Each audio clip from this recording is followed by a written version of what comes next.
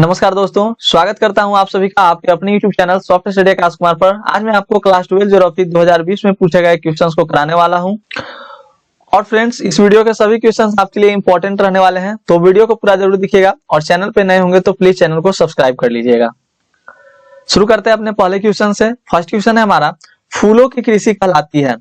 आपके पास 4 विकल्प दिए गए हैं, तो सही आंसर आपका हो जाएगा ऑप्शन डी, पुष्पोत्पादन यानी पुष्प कृषि। फूलों की कृषि को कहते हैं पुष्पोत्पादन या पुष्प कृषि। सही आंसर आपका ऑप्शन डी है, floriculture. Cultivation of flower is called floriculture. और फ्रेंड्स, हमारे पास 3 और ऑप्शन हैं। तो पहला जो हमारा ऑप्शन है मिश्रित कृषि, आप लोग याद रखोगे क्योंकि ये सभी टर्म्स भी आपके लिए काफी ज्यादा इंपॉर्टेंट रहने वाला है। अकॉर्डिंग टू आपके सिलेबस ये सभी टर्म्स उसमें डिस्कस हैं। आपके बुक पर होगे या कहीं पे भी, तो वहां पर आपके ये सभी जो टर्म्स हैं ये सभी के बारे में डिस्कशन ऑलरेडी है, तो आपको इन सभी के बारे में जानकारी रखना बहुत ही जरूरी है। तो मिश्रित कृषि क्या होती है, और प्लीज वीडियो को शेयर कर दिए ताकि सभी लोग जुड़ जाएंगे। आप लोग फटाफट से एक बार वीडियो को शेयर कर दीजिए ताकि और भी बच्चे लाइव क्लासेस को अटेम्प्ट कर पाए।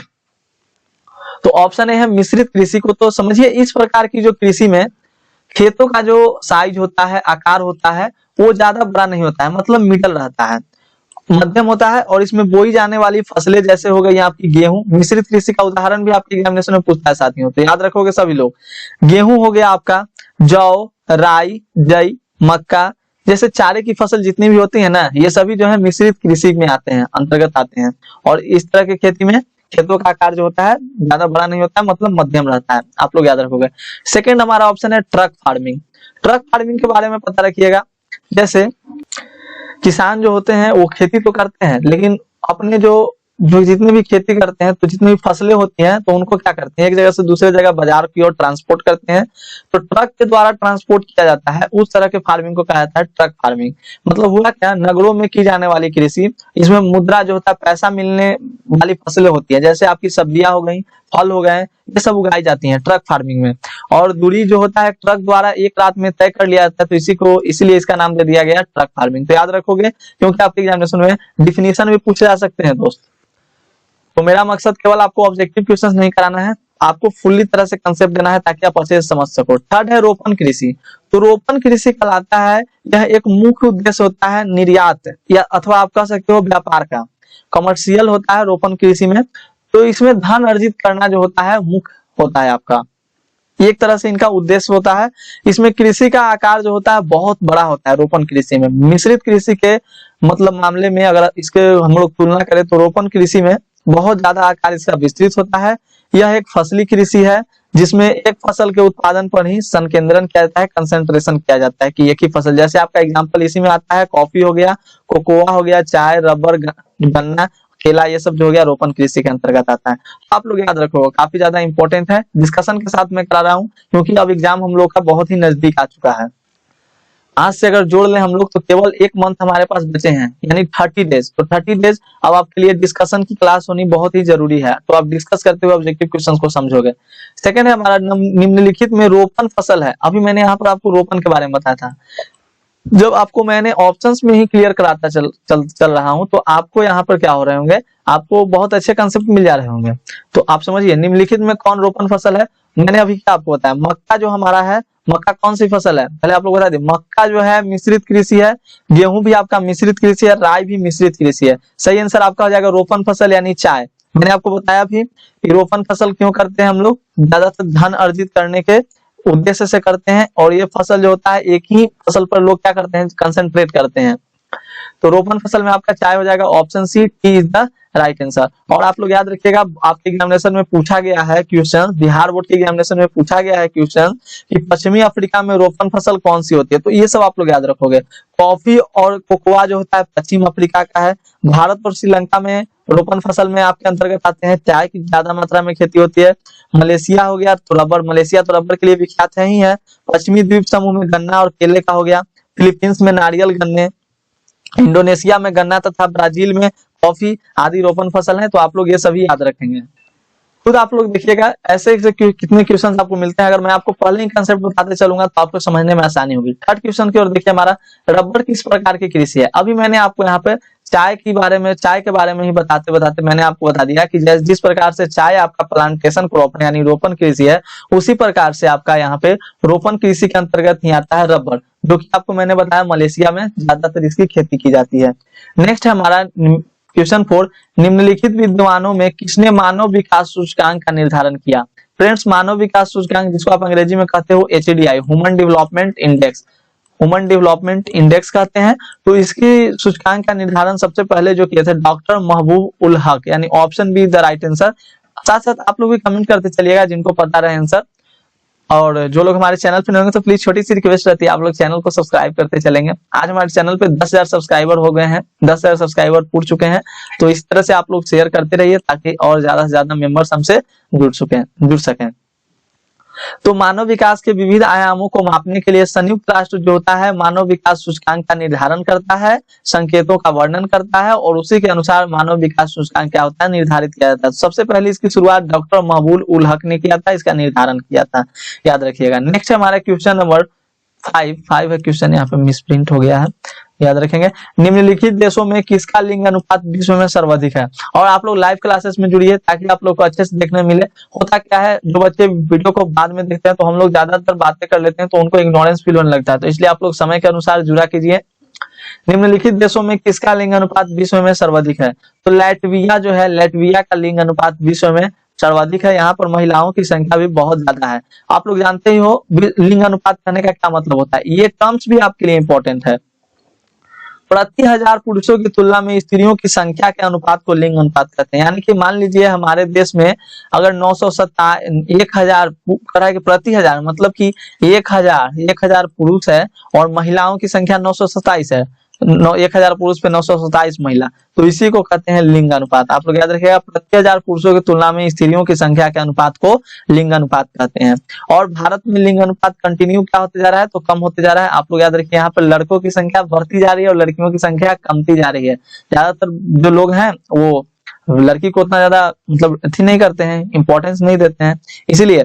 और भारत में सबसे कम लिंग अनुपात वाला राज्य भी आपके कुछ ऐसे हैं, सिक्किम हो गया, आंध्र प्रदेश, तमिलनाडु, कर्नाटक, तो ये सब आप लोग याद रखोगे। नेक्स्ट है क्वेश्चन 6, निम्नलिखित संख्या में कौन जनसंख्या के कार्यशील आयु वर्ग के प्रतिनिधित्व करती है? तो which of the following figures represent the working age group? तो वर्किंग जो सिंपल सी बात है, हमारे यहाँ वर्किंग का जो एज होता है 15 से लेकर 60 साल की आयु तक लोग काम कर सकते हैं। नेक्स्ट है, निम्नलिखित में से कौन विरल जनसंख्या वाला क्षेत्र है? एक विरल और सघन होता है। विरल का मतलब समझिए, विरल का मतलब होता है कम, विरल का मतलब होता है स्पेशली यानी कम, रेयर समझिएगा। और जो आपका सघन का मतलब होता है कि डेंसली, तो कहता है विरल जनसंख्या वाला क्षेत्र इसमें से कौन सा ऑप्शन है आपका? तो इसका सही आंसर आप लोग याद रखिएगा। जो जनसंख्या का जो हम लोग निर्धारण करते हैं, जनसंख्या घनत्व पर निर्धारण करते हैं। तो जनसंख्या घनत्व क्या होती है, ये भी आप लोग मैंने आपको लिंग अनुपात के बारे में बताया था।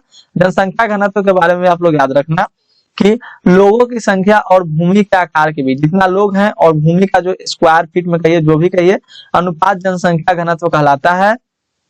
और उच्च जनसंख्या वाला जो होता है, यहाँ पर आपका विरल जनसंख्या यानी कम ना, तो सबसे कम जो आपका ऑप्शन डी इसमें दिया पश्चिमी ऑस्ट्रेलिया। लेकिन अभी मैं आपको बता दूं, अगर आपका इसमें ग्रीनलैंड भी ऑप्शन रहता तो आप उसे भी टिक आउट कर सकते हो, क्योंकि ग्रीनलैंड का भी जो है वो विरल जनसंख्या वाला क्षेत्र है, कम जनसंख्या वाला क्षेत्र है।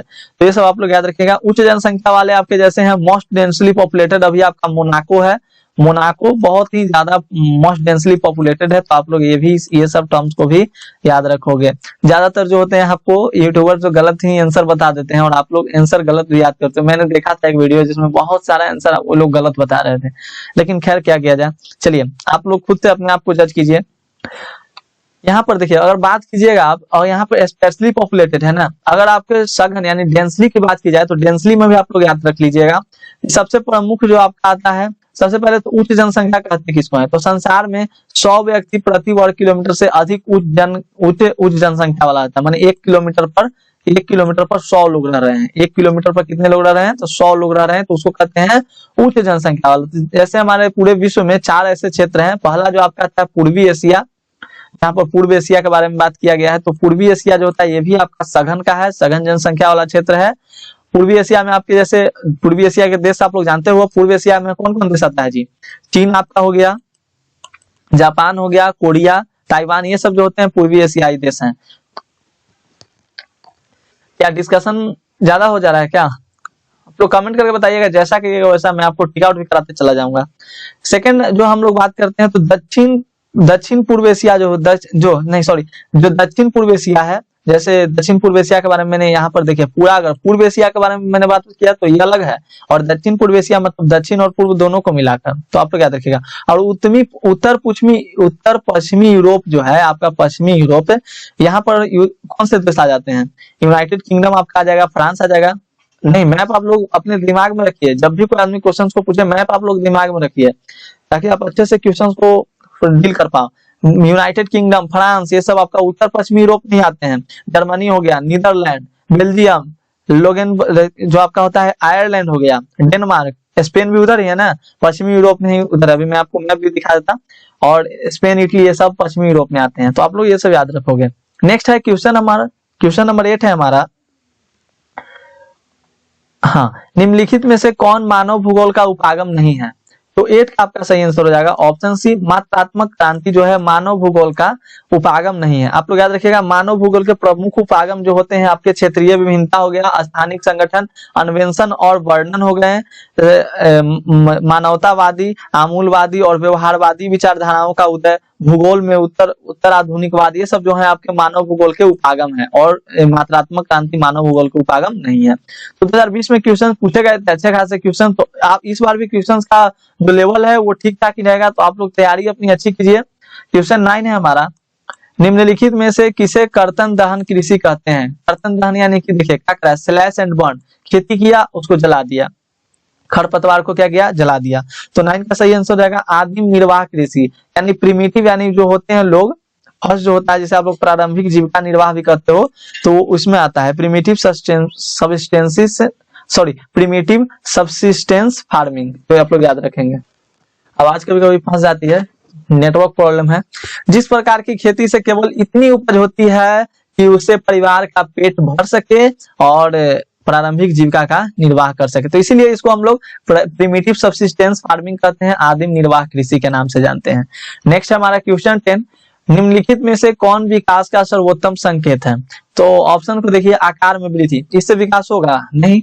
गुण में साधारण परिवर्तन, साधारण सिंपल जो चेंजेस है वो तो हर समय आते रहता है।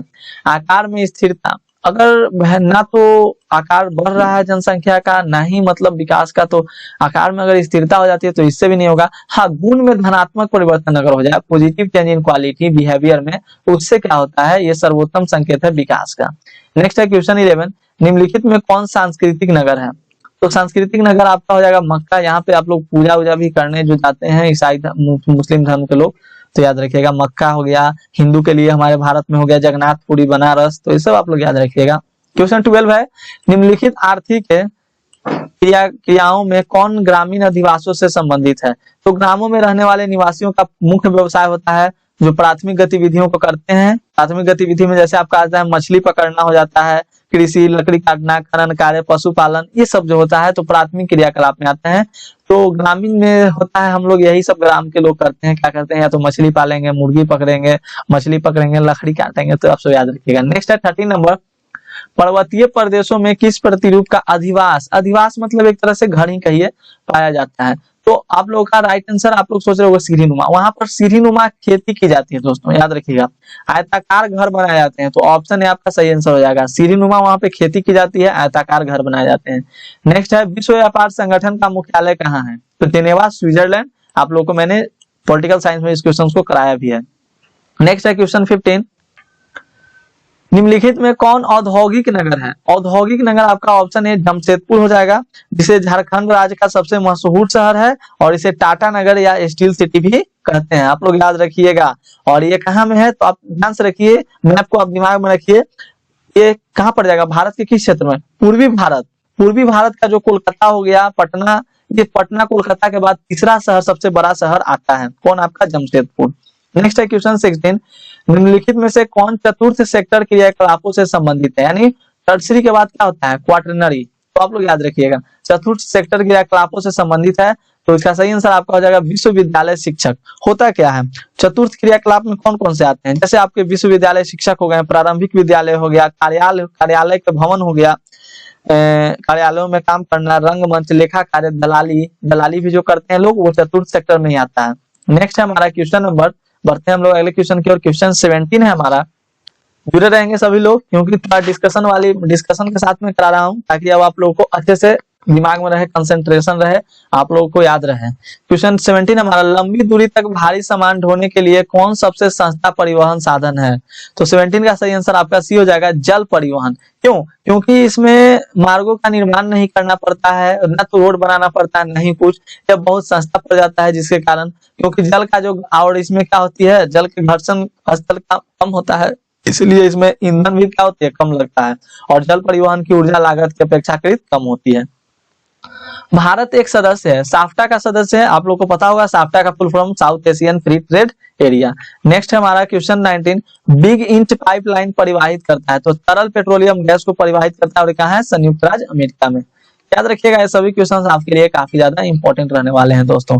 नेक्स्ट हमारा क्वेश्चन है क्वेश्चन नंबर 20, रेल मार्ग के जाल का सघनतम घनत्व है, सबसे सघनतम, विरल और सघन मैंने बताया था, तो ये आप लोग याद रखेंगे कैसे, क्योंकि जो हमारा पूर्वी संयुक्त राज्य अमेरिका है, यानी ऑप्शन बी आपका सही आंसर हो जाएगा, लेकिन पूर्वी संयुक्त राज्य अमेरिका है, और पश्चिमी यूरोप है, और दक्षिण पूर्वी एशिया, बात कर लें तीनों के, सभी लोग का कंप्रोमाइज कर लें, तो जो पश्चिमी यूरोप और दक्षिण पूर्वी एशिया में वायुयानों का सघन जाल पाया जाता है, जिसमें विश्व का कुल वायु मार्ग का 60% जो है, 60%, ये आप लोग याद रखोगे, 60% भाग का प्रयोग अकेला जो है संयुक्त राज्य अमेरिका करता है, यानी option B is the right answer.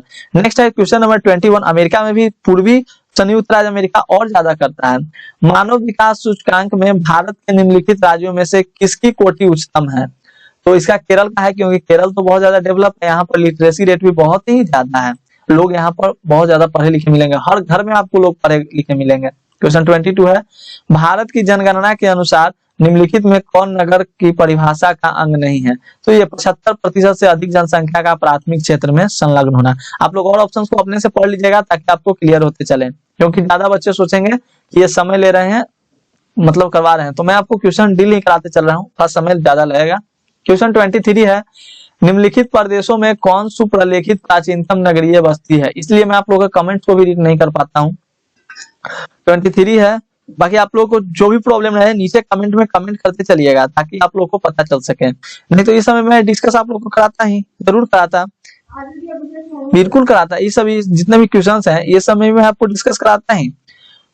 यहाँ पर देखिए क्वेश्चन मानव विकास सूचकांक, तो इसमें आपको ये भी टर्म्स याद रखना है, ये भी याद रखिएगा कि जो पूरे विश्व में 189 जो देश हैं, उनका मानव विकास सूचकांक निर्धारण किया जाता है, जिसमें से अपना भारत जो है इस साल 2020 में 131वें नंबर पर आया है, यानी पहले था 129वें नंबर पर, अब चला गया है 131वें नंबर पर, यानी 2 पायदान कहाँ पीछे चला गया है, तो आप लोग याद रखिएगा।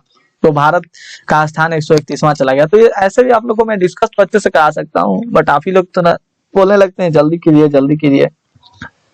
नेक्स्ट है 23 हमारा, बिल्कुल हाँ समय लगेगा, लेकिन समझिए जी 23 है, आई एम योर फ्रेंड, अच्छे से समझिए, निम्नलिखित प्रदेशों में कौन सुप्रलेखित प्राचीनतम नगरीय बस्ती है? तो सिंधु घाटी की सभ्यता जो है प्राचीनतम है, और मेसोपोटामिया की सभ्यता भी है, जो वो भी प्राचीनतम है साथियों। नेक्स्ट है हमारा क्वेश्चन 24, किस भाषा परिवार की जनसंख्या सबसे कम है? तो चलिए मैं हर वीडियो में आपके लिए एक क्वेश्चन छोड़ता हूं, तो 24 नंबर क्वेश्चन आज आपके लिए रहेगा, इसका आंसर मैं आपको कमेंट में, जिनका आंसर सही होगा उनके आंसर को पिन कर दिया जाएगा। नेक्स्ट है 25, 2011 की जनगणना के अनुसार भारत की जनसंख्या थी, तो 125 करोड़ अभी हो चुका है, और 121 करोड़ आप लोग याद रखोगे। नेक्स्ट है हमारा, और ये किसके, ये 2001 के जनगणना के अनुसार था। नेक्स्ट है हमारा क्वेश्चन नंबर कितना, नेक्स्ट हम लोग बढ़ेंगे 26 की ओर, अम्ल वर्षा का कारण है, तो अम्ल वर्षा का कारण है आपका 26 का सही आंसर हो जाएगा ऑप्शन सी, याद रखिएगा वायु प्रदूषण के कारण अम्ल वर्षा होता है, एसिड रेन होता है। तूतीकोरिन पतन स्थित है कहाँ पे? तो 27 का सही आंसर आपका ऑप्शन से हो जाएगा तमिलनाडु में। नेक्स्ट है, निम्नलिखित में से कौन स्थलाबद्ध पोताश्रय है? तो याद रखिएगा, पोताश्रय मतलब समझते हो आप लोग, पोताश्रय मतलब कहने का मतलब स्थलाबद्ध, यानी कि बीच में पानी है, चारों तरफ से स्थल से घिरा हुआ है, तो कौन है आपका? विशाखापट्टनम, 28 का सही आंसर। नेक्स्ट है 29 नंबर क्वेश्चन, बी नंबर, पूर्व पश्चिम गलियारा जोड़ता है, तो 29 का सही आंसर आपका हो जाएगा ऑप्शन डी, सिलचर को पोरबंदर से, सिलचर को पोरबंदर से, याद रखिएगा। नेक्स्ट है हमारा क्वेश्चन नंबर 30, भारत में वायु परिवहन सेवा की शुरुआत हुई। तो वायु परिवहन सेवा की शुरुआत कब हुई थी? तो ये भी आप लोग याद रखिएगा, ऑप्शन बी 1911 में, और इलाहाबाद से नैनी तक वायुयान से सबसे पहली बार डाक ले जाया गया था। नेक्स्ट है, भारतीय रेल प्रणाली को कितने मंडलों में विभाजित किया गया? तो इसका सही आंसर आपका ऑप्शन डी हो जाएगा, क्योंकि 17 है। कितने हैं? 17 जोन है भारतीय रेल में। 32 है हमारा, मुंबई में पहला आधुनिक सूती वस्त्र कारखाना स्थापित किया गया, क्योंकि मुंबई एक पतन है, मुंबई एक वित्तीय केंद्र था, यह कपास उत्पादक क्षेत्र के निकट है। सभी हो जाएगा, मुंबई के पास सभी साधन है।